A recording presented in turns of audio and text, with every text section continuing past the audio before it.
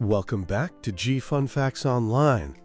Today we are going to dismantle the most persistent metaphor in modern science, the idea that your brain is a computer.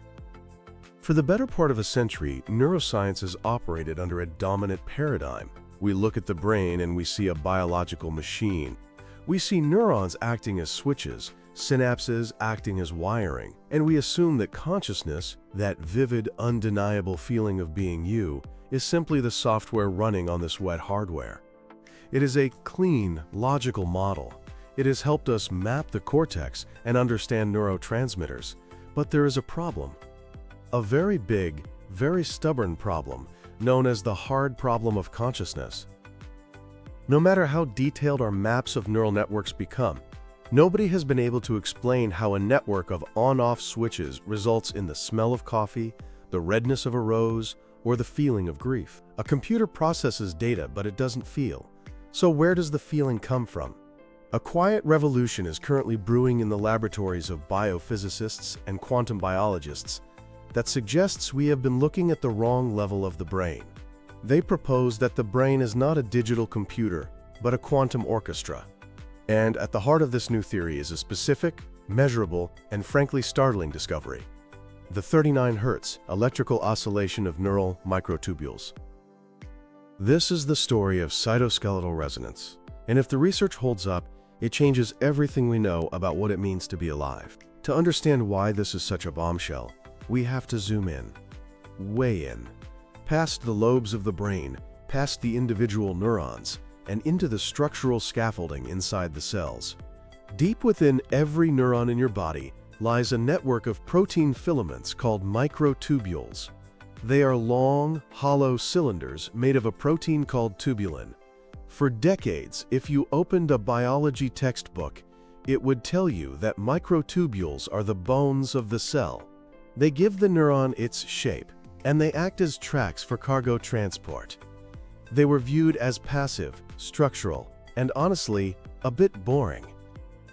But recent breakthroughs by researchers like Marcelo Maruccio, Horacio Cantillo, and Maria del Rocio Cantero have completely shattered that image. These teams used advanced voltage clamp techniques, methods usually reserved for studying the active outer skin of the cell, and applied them to the structural skeleton inside.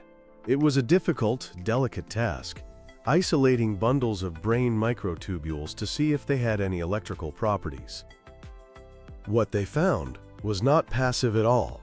They found that microtubules are electrically active. They act as bioelectrochemical transistors. When the researchers applied an electrical potential to these protein tubes, they didn't just conduct the current, they amplified it. But here is the part that should make you sit up straight. Even when the input was steady, the microtubules spontaneously generated a rhythmic electrical oscillation. They started to hum. And they didn't just hum at any random pitch. They found that the fundamental frequency of this biological beat is approximately 39 Hz, 39 times per second. This implies that the cytoskeleton is not just a skeleton. It is a second nervous system hiding inside the first one. While the outer membrane of the neuron is firing the famous action potentials that allow cells to talk to each other, the inner microtubules appear to be processing information at their own intrinsic rhythm. It suggests that our neurons are guided from the inside out. So, how does a hollow tube of protein generate an electrical signal? It sounds like magic, but it is physics. The mechanism proposed by the researchers is fascinating. It involves something called ionic solitons. The surface of a microtubule is highly charged. This charge attracts a cloud of counterions from the surrounding fluid, mostly potassium and sodium. This creates a condensed layer of electricity that hugs the filament. The researchers found that this layer doesn't just sit there. It can move.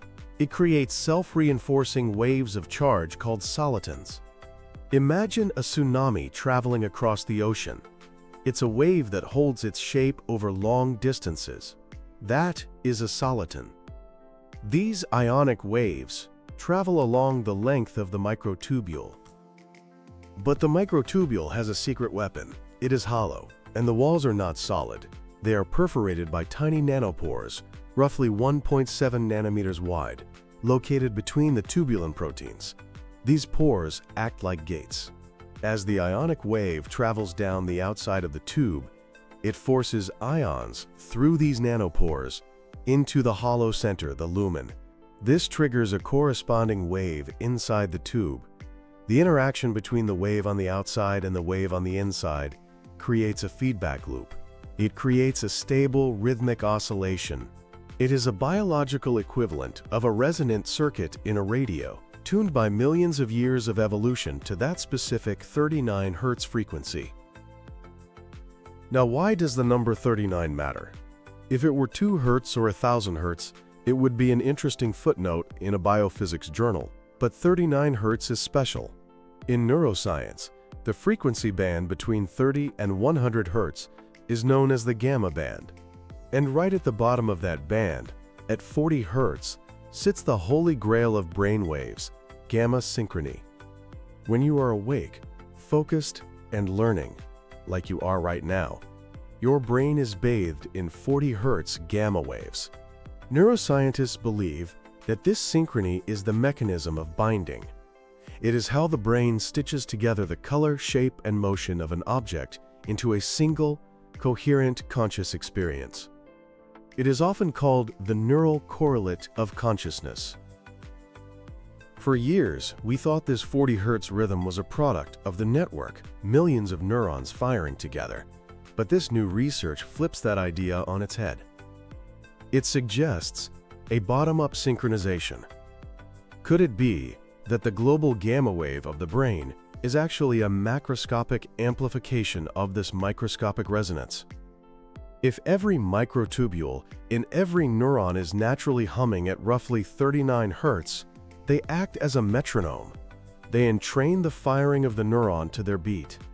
This would mean that consciousness doesn't just emerge from the complexity of the network. It implies that consciousness is rooted in the fundamental resonant properties of the cell's internal hardware. This brings us to the biggest theoretical battleground in consciousness science, ORC-OR. Orchestrated Objective Reduction, or ORC-OR, is a theory proposed by Nobel laureate physicist Sir Roger Penrose and anesthesiologist Dr. Stuart Hameroff.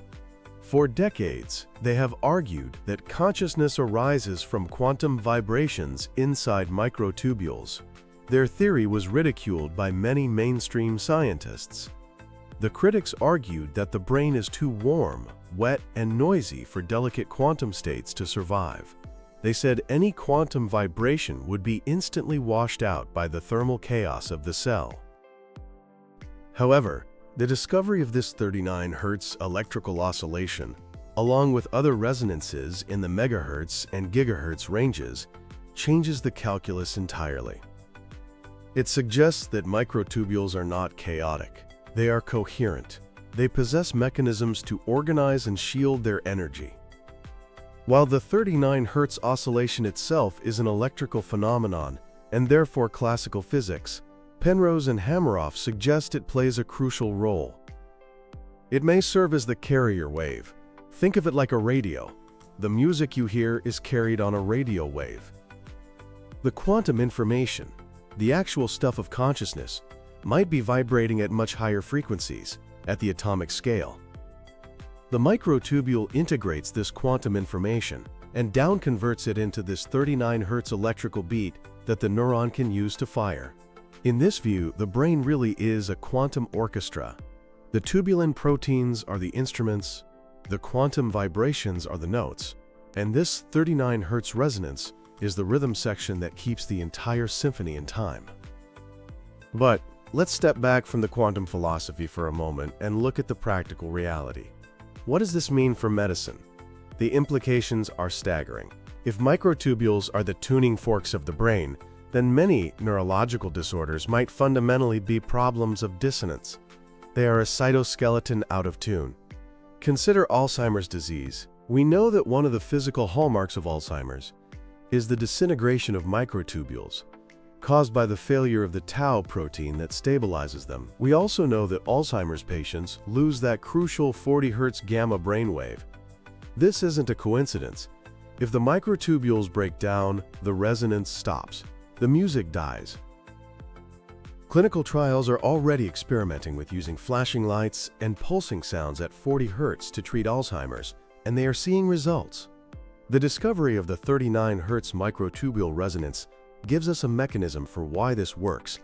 Sensory stimulation at this frequency might be physically recharging the microtubules, mechanically vibrating them back into health. Furthermore, this opens the door for a new class of medicine called electroceuticals, or vibroscopics. Instead of flooding the entire brain with chemical drugs that have nasty side effects, imagine if we could tune a depressed or anxious brain. We might one day be able to use ultrasound or electromagnetic fields to target these specific resonant frequencies, restoring the natural harmony of the neural networks from the inside out. So where does this leave us? The identification of the 39 Hz electrical oscillation in neural microtubules is a watershed moment. It is a piece of evidence that forces us to look deeper than the neuron. It tells us that life is inherently vibratory. We are not built of static bricks, we are built of singing wires. From the chaotic dance of ions and proteins, a stable, coherent rhythm emerges, a hum at roughly 39 beats per second that may well be the fundamental frequency of the conscious mind. As we continue to explore this cytoskeletal resonance, we may find that the divide between matter and mind is bridged not by magic, but by music, that deep down, in the dark quiet of your cells, there is a song playing, and that song is you. Thank you for listening to G Fun Facts Online. If you enjoyed this deep dive into the quantum underground of the brain, make sure to follow the channel. We will see you in the next episode.